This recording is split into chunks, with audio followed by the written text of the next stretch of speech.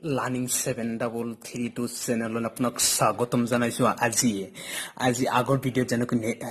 ভিডিঅ'ত আমি নেৰেশ্যন সম্পৰ্কে আলোচনা কৰিছিলোঁ। আজি ভিডিঅ' নেৰেশ্যন সম্পৰ্কে আলোচনা কৰিম। ইণ্টাৰগেটিভ চেণ্টেন্স আৰু এক্সক্লেমেটৰী চেণ্টেন্সত নেৰেশ্যন কেনে কি কৰিব সেইটো সম্পৰ্কে আজি আলোচনা কৰিম। বলক আমি আগবাঢ়ি যাওঁ। যে ইণ্টাৰগেটিভ চেণ্টেন্সটো আপুনি চালে গম পাব, কাৰণ প্ৰশ্নসোধক থাকিব, কাৰোবাক কিবা সুধিব প্ৰশ্নসোধক, আপুনি চেণ্টেন্স চাই গম পাব এইটো ইণ্টাৰগেটিভ চেণ্টেন্স হয়। ইণ্টাৰগেটিভ চেণ্টেন্স নেৰেশ্যন কৰিব হ'লে 1 নম্বৰ যিটো নিয়ম হৈছে ৰিপৰ্টিং ভাৱটো যিটো থাকিব, ৰিপৰ্টিং ভাৱৰ ঠাইত আক্স বা ইনকুৱাৰ আদি বহে। 2 নম্বৰ যিটো নিয়ম হৈছে ডেট কনজাংচনৰ পৰিৱৰ্তে, যে সকলোতে আমি আগতে পাইছিলো যে ডেট কনজাংচন বহে, দুটা বাক্য সংযোগ কৰিবৰ কাৰণে ইনভাইটেড কমা উঠাবৰ কাৰণে ডেট কনজাংচন বহিছে, কিন্তু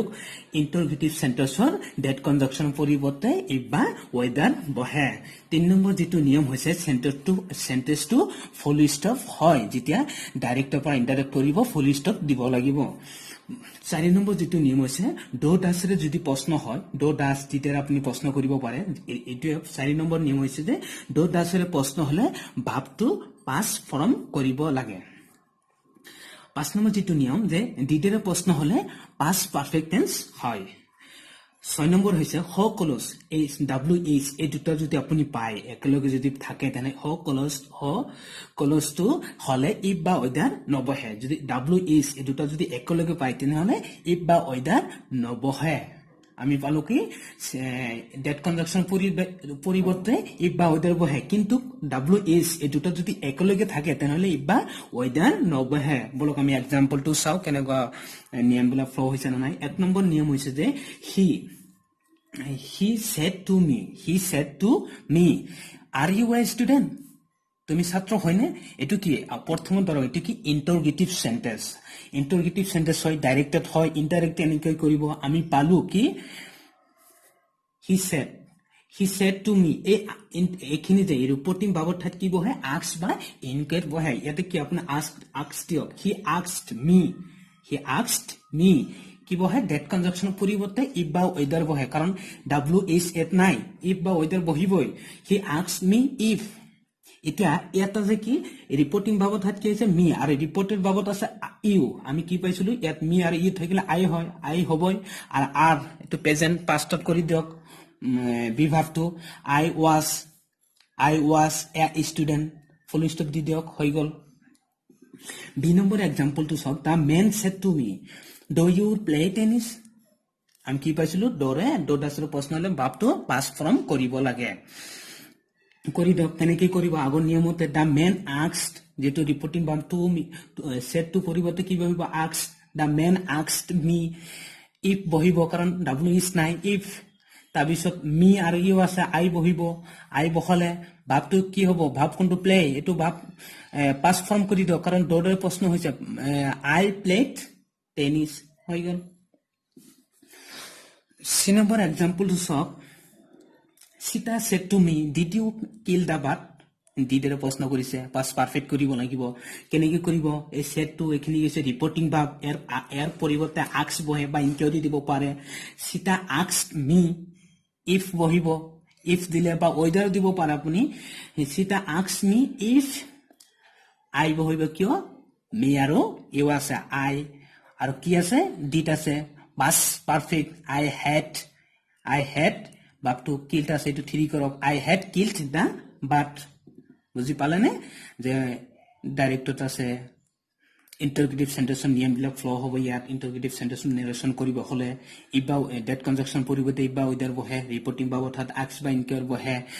ডিডেৰে প্ৰশ্ন হলে পাষ্ট পাৰফেক্ট টেন্স হয়। এই নিয়মমতে কৰি দিয়ক। আৰু উদাহৰণ আপোনাক দেখাই দি আছো যে হ ক্লজটো থাকিলে কেনেকৈ ইফ বা ৱেদাৰ নবহে, এইটো এটা উদাহৰণ আপোনাক দেখাই দি আছো। Rita said to me where does the man live? মানুহটো ক'ত থাকে, where আছে নাই, WH আছে, গতিকে ইফ বা ৱেদাৰ নবহে, আৰু বাকীটো চব আগৰ নিয়মতে হ'ব। যে ৰীতা asked বা ইনকুৱেৰ, ৰীতা asked me, এই সেটটো পৰিৱৰ্তে ৰিপৰ্টিং ভাৱৰ ঠাইত এইখিনি বহিবই। where ইফ বা ইয়াত কি বহিব লাগিছিল, ইফ বা ৱেদাৰ বহিব লাগিছিল, নবহে, কিয় WH থাকিলে ইফ বা ৱেদাৰ নবহে। Rita asked me where the man lift কাৰণ ডট আছে পষ্ট নহলে ভাবটো পাস ফৰ্ম কৰিব লাগে লিফ্ট কি ভাব পাস ফৰ্ম কৰি দিয়ক lift with the man lift এটো আৰু ইজি এই নম্বৰ এক্সাম্পলটো সব he said to me why are you crying তুমি কিয় কান্দি আছা হোয়াই তুমি কিয় কান্দি আছা হোয়াই WH আছে গতি ই বা ওইদার নবহে হি আস্ক মি এখিনিতো বহিবই হোয়াই মি আর ইউ থাকিলে কি হব আই আর ওয়াজ আর এটো পাস ফ্রম ভাবটো পাস ফর্ম কৰি দিয়ক যেটো ভি ভাব ওয়াজ কেরিং হৈ গল তার পিছত যেটো সেন্টেন্স হৈছে তার পিছত সেন্টেন্সটো সব এক্সক্লেমেটরি সেন্টেন্স যেটি কয় এক্সক্লেমেটরি সেন্টেন্স কেনেকি গম পাব যে সেন্টেন্সটো আপুনি চাই গম পাব যে বাক্যটোত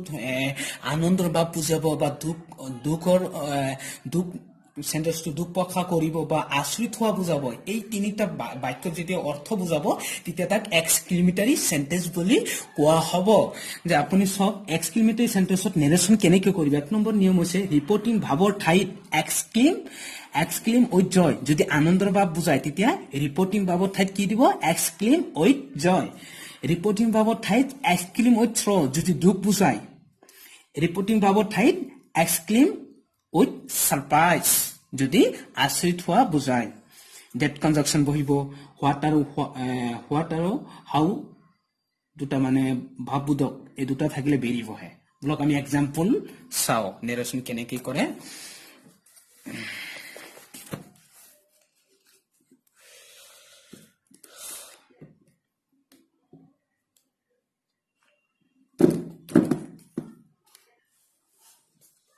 Yes, কি কৈছে what a beautiful building he said এটো কি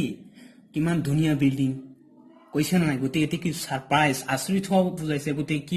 কি কেনেকৈ কৰিব যেনেকৈ মই কৈ দিছো চাওক যে যেতিয়া নেকি আশ্ৰিত হোৱা বুজাও তেতিয়া কি বহে ৰিপৰ্টিং ভাৱৰ ঠাইত এক্সক্লেম উইথ জয় ইয়াত কিন্তু উল্টা কৰি দিয়া আছে হি সেড আগত হ'ব লাগিছে কিন্তু পিছতো দিব পাৰে আগতো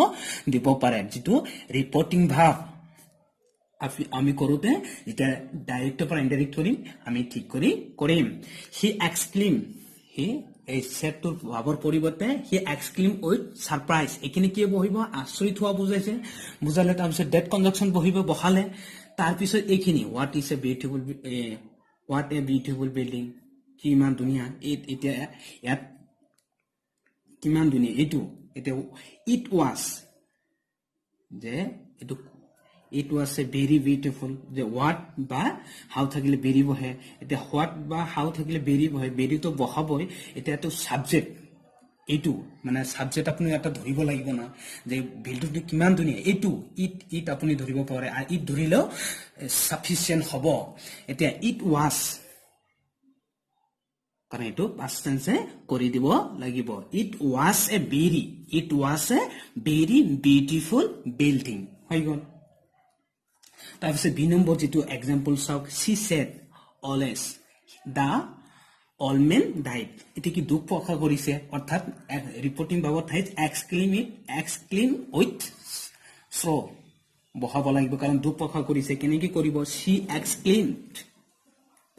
এক্সক্লেম ইদি লগাই দিব কাৰণ পাস্ট ফৰ্ম কৰিব লাগিব সেটটো পাস্ট ফৰ্মত আছে সি এক্সক্লেম উইথ থ্ৰ দুখ প্ৰকাশ কৰিছে ডেড বহিবই তাৰপিছত দা অল মেন ডাইড হৈ গল দা অল মেন ডাইড আৰু কি কৰিব নালাগে তাৰপিছত উদাহৰণটো চাওক C number they set hurrah he have on the maths আমি মেথছত যি কলো বাহ এটা কি আনন্দ ভাৱ বুজাইছে গতিকে কেনেকৈ কৰিব ৰিপৰ্টিং ভাৱৰ ঠাইত দে এক্সক্লেম উইথ জয় এনেকৈ কৰক দে এক্সক্লেম উইথ জয় ডেট কনজাংশনটো বহিবই হি থাকিলে কি হয় দে বহাই দিলে দে হ্যাড কিয় বহিব এইটো কি আছে প্ৰেজেন্টত আছে আপুনি পাষ্টত কৰি দিয়ক হেডটো কেৱল হেড কৰি দিয়ক they had on the maths হৈ গল তাৰপিছত আৰু এটা নিয়ম হৈছে যে ইউনিভাৰ্সেল থট যদি এটা আপুনি নিৰসন কৰোতে বাক্যটো যদি ইউনিভাৰ্সেল থট বা হেভিচুৱেল একশন অব্যাহত কাম বা চিৰসত্য কাম সম্পৰ্কে বুজালে ৰিপৰ্টিং ভাৱটো পাষ্ট টেন্সত থাকিলে যেটো ৰিপৰ্টিং ভাৱ যে সেট বা ৰিপৰ্টিং ভাব আপোনাক দেখাই দিছো যে পাষ্ট টেন্সত থাকিলে ৰিপৰ্টেড স্পীচটো টেন্সৰ পৰিৱৰ্তন নহয় ইয়াত কেৱল ডেট কনজাংশন বহে যে তাৰ পিছৰ অংশখিনি যে ইনভাইটেড কমাৰ ভিতৰত যে